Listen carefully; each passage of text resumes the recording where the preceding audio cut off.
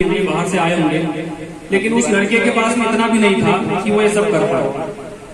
फिर भी उन्होंने उन चीजों को मन पे नहीं लेते हुए, उन समस्याओं को समस्या नहीं मानते हुए उनके सुधार की तरफ कदम बढ़ाया।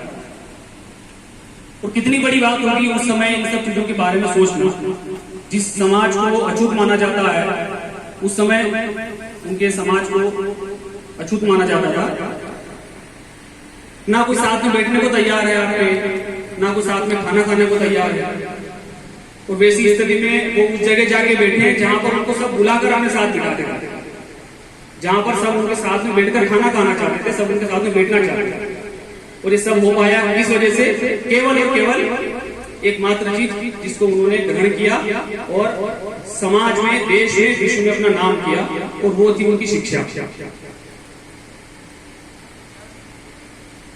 भीमराव अम्बेडकर जी कहा करते थे कि शिक्षा शेरनी का वो दूध है जिसको जो पिएगा वो दहाड़ेगा।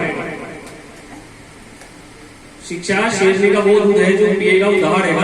और उसी का परिणाम रहा कि घर पे इतनी समस्याएं जिसके जीवन में झेली, 2 साल की उम्र के बाद में जिसकी मां चल बसी, घर में बहुत सारी समस्याएं रही, खाने पीने की समस्या रही। वैसे लड़के ने अपनी पढ़ाई के दम पर, अपनी शिक्षा के दम पर, और उस समय सबसे पढ़े लिखे इंसान बने, 30 से ज्यादा डिग्रियां उन्होंने ली, 9 भाषाएं उनको आती थी।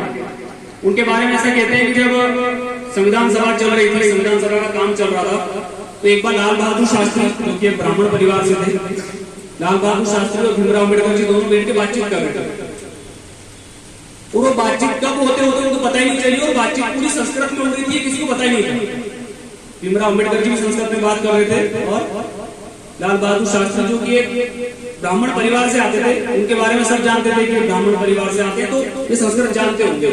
लेकिन तब लोगों को पता चला कि भीमराव अम्बेडकर जी भी संस्कृत अच्छी जानते हैं कि ये संस्कृत में बात करता है। तो 9-10 भाषाओं का ज्ञान होना, इतनी सारी डिग्रियां होना, DSc एक डिग्री होती है, डॉक्टर ऑफ साइंस, जो कि किसी के पास नहीं है। उस समय पूरे विश्व में एकमात्र व्यक्ति थे, संभवतः आज भी एकमात्र ही होंगे जिन्होंने वो डिग्री करी। कितनी बड़ी उपलब्धि रही होगी।